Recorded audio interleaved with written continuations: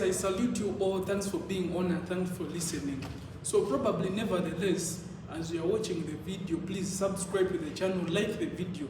Don't watch a video minus subscribing, because that is where we benefit from. This is just something that we do for the good of you and for the betterment of the law and for the betterment of the law schools out there. So subscribe to the channel, like the videos, share them everywhere, let it go viral. Understand? So when together we understand the law, it adds on the country and the benefit of the legislators in what? In parliament. So basically today we are under the law of banking, and specifically the topic that we are going to look at, the termination of a banker and the customer relationship. Here basically, as we saw under the preamble of this course unit, realize that the relationship between a bank and the customer is a relationship that is contractual. It is contractual in a way that realize that everyone has a duty to carry out. Everyone owes each other what? A duty. So basically here we are looking, when can that contract be terminated, or when does it come to what? An end.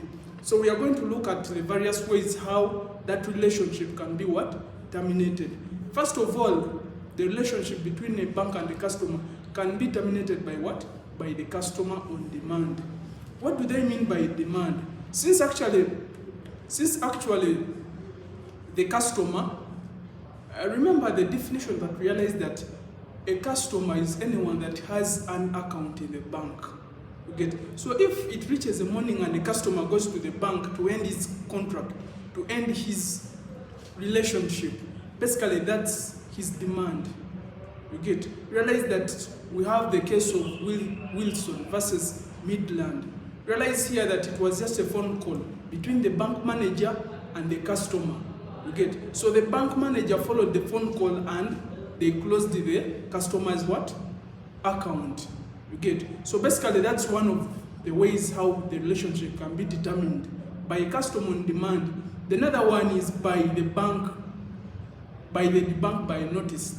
The general rule, what you have to know when they are terminating the relationship between the bank and the customer, is that before the bank terminates or closes the account of the customer, it must send notice. Failure to do so, that termination is invalid. So any bank, when it's in line of terminating the relationship, it first of all, it has to notify the customer before, that you know what, we are going to end your account because of this and this and this. Failure to do so, the termination will not be in the right procedures. There is a case of Joachimson versus Swiss Bank.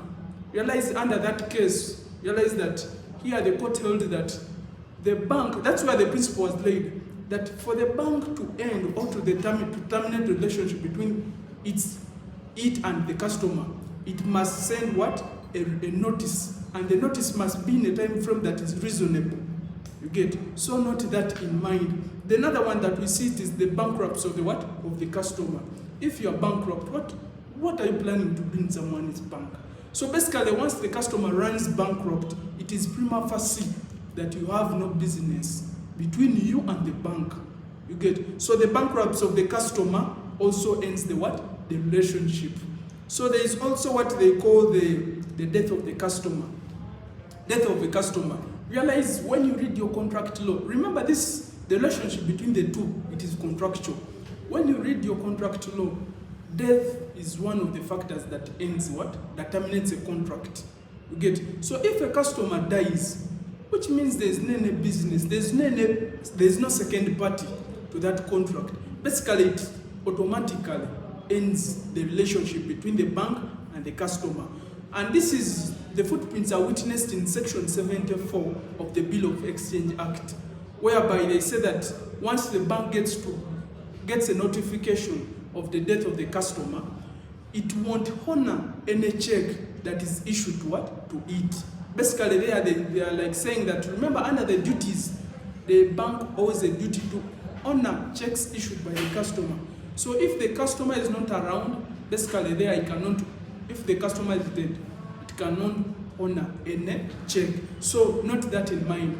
And also in supplement, when you relate to section 108 of the Succession Act, realize that once the customer dies, it is the administrator or the someone that is put in the will that takes over. It's like the interim over before the property is being divided among the what? Among the children or the wife to the deceased person.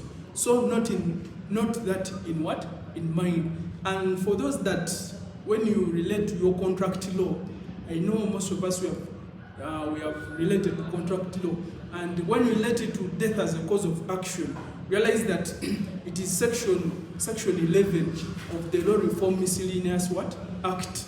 Basically, it brings that element of death as a cause of what? Of action, whereby if someone dies, his liabilities come to an end. So read that verbatim to understand more on that. So basically, when you go to another factor that terminates the relationship between a bank and the customer, realize we have the mental incapacity of the what? Of the customer. Here realize that if the customer becomes of unsound mind, the contract automatically ceases to exist. So basically this is self-explanatory.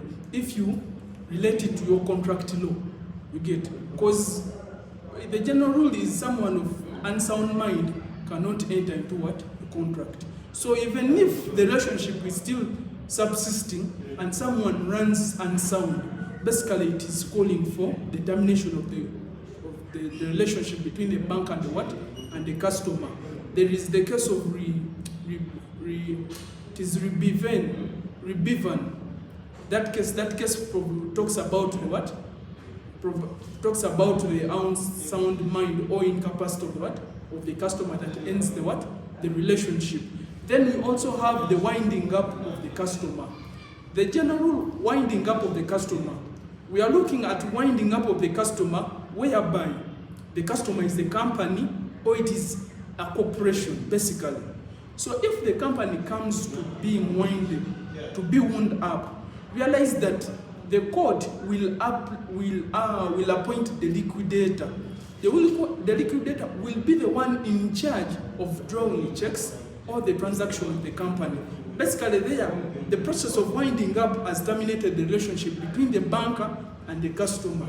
Okay, because they have appointed the liquidator to become an interim what? An interim overseer of the business between the customer and the bank itself. There's also winding up of the bank. What do they mean by winding up? Basically, here they realize that the central bank can cancel a license of a bank if at all the bank wants to do what? Wind up. If at all the license is cancelled, which means that bank cannot subdue or it cannot continue in a contractual relationship with its customers. So those are two: winding up of the customer in case of a company and winding up of the bank itself. Basically, we also have legislation stopping the bank and the customer what? Relationship. What do they mean by legislation stopping the bank and customer relationship? Here realize that it is the law. Analyze in the topics to come, we shall see money laundering. Basically here, the legislation that prohibits, when you read section 188 of the Financial Institutions Act of 2004, realize that here they realize that in case the bank gets a notification that the money that you are having on account was out of fraud, was out of crime, or was out of money laundering, the bank can freeze your account. We have seen those scenarios. You understand? When they know that you are a victim of corruption, your account can be what? Frozen, and your account comes to an end. That mandate or that authority comes from section 188 of the Financial Institutions Act of 2004. So basically, note that in mind. Then the last one that I can talk about, how the relationship can be ended by the Garnishee orders. What do they mean by Garnishee orders? These Garnishee orders, basically, it is, as you hear the word order, it comes from court. And basically here realize that it is court ordering payment to be done to a third party. You get, that is the Garnishee orders. It is, take for instance, let me explain it using an example. Take for instance, you have a company that you are demanding. You get. Take for, let me use that I'm demanding Mukwano company. I'm demanding a sum of 1 million. I'm demanding Mukwano company. But Mukwano company has failed to pay me.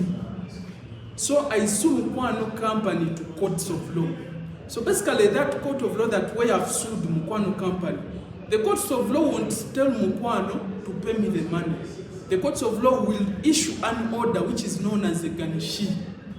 So I'm the Garnishee, the third party, will issue that order to the bank in which Mukwano has an account, ordering that bank to pay me the sum of amount that I'm demanding what?